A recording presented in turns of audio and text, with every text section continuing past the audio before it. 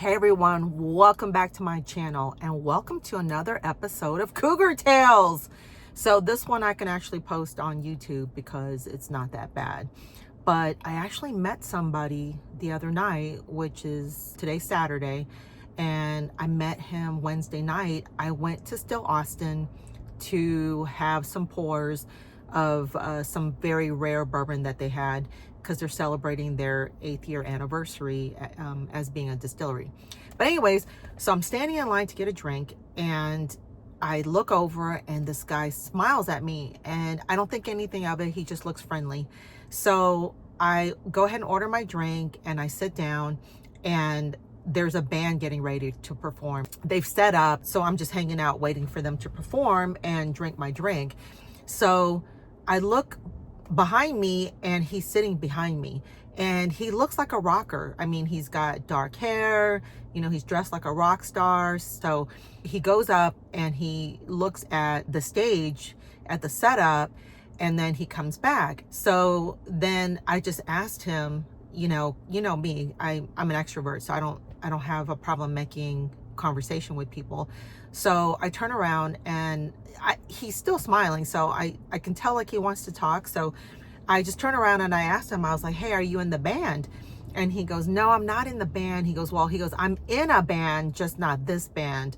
And he said, but they're friends of mine, so that's why I'm here. He said, I'm just supporting them. So I was like, oh, okay, cool. And I said, what band are you in? And he said the name of the band, and he goes, have you heard of them? And I said, no, I haven't. And he goes, well, what kind of music do you listen to? And I said, well, 80s music, of course, because that's the era I grew up in. But I said I listen mostly country and pop. So we get to talking and the band comes on and is performing, and then he asked me like, what brings you here? Do you come here often? And I said, I'm in a bourbon group and I come up here pretty regularly to Still Austin to drink some pours and pick up their monthly releases and stuff. And he said he wasn't like super knowledgeable about bourbon, and so I said they have these rare stocks, and so we just talked about bourbon, and I said, hey, let me buy you a drink, your next pour. And he said, okay, well then you pick it. So I said, okay, well I'm about to have this, I had 3 and 4, and then I said I'm about to do 5. And I said, I'll taste mine first, and then I'll pick one that I think you would like. So we keep talking and stuff. And the conversation was just really nice. You know what I mean? Like, he was just really nice to talk to. And I go off from people's energy a lot. And he had a very soothing, calming energy about him. Like, I can't explain it, but it was very, very calming. And, he just said, follow me on Facebook or friend me on Facebook and, tell me the next time you come up or the next meetup that you guys have. And so, I look him up and I sent him a friend request and I said, hey, so I usually preface when I friend somebody on Facebook, I'm like, hey, I have to warn you, like I'm MAGA as F.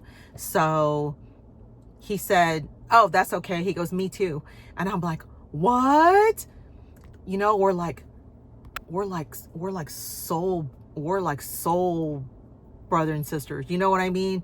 And he goes, yeah, even though I look like this, like a rocker, he goes, I'm super MAGA. And I was like, oh my God. So we just started talking about political issues and we just clicked, and then he said, hey, and then he goes, let me buy you a drink. So I said, let's do a cocktail. I said, do you want to pour a cocktail? He goes, let's do a cocktail. So he went and bought me a drink.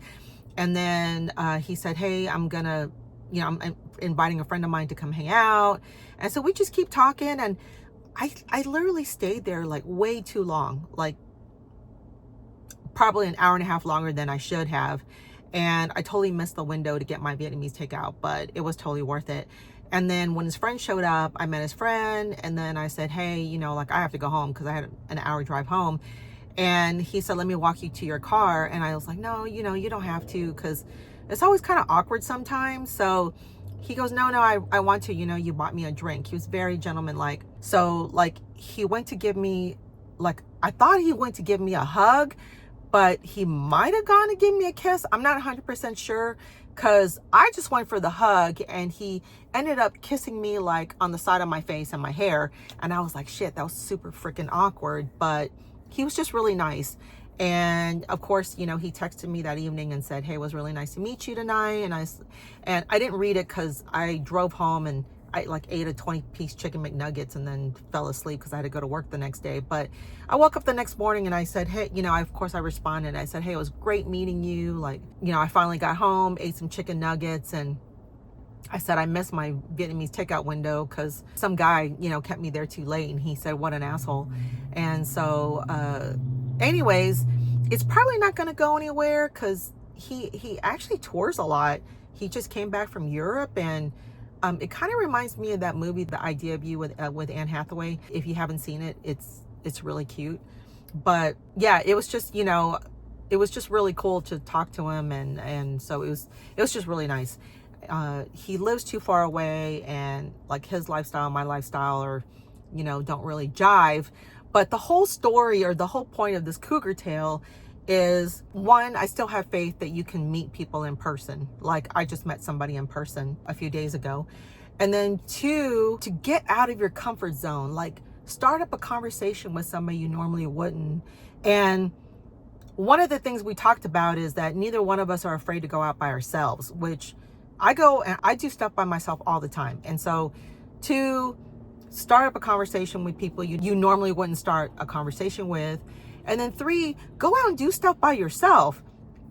Because when you do things by yourself and you go out of your comfort zone or your 2-mile bubble, you meet new people. Like I would have never met, like our paths would have never crossed if we hadn't gone out of our comfort zone. Like he came there by himself, I came by myself.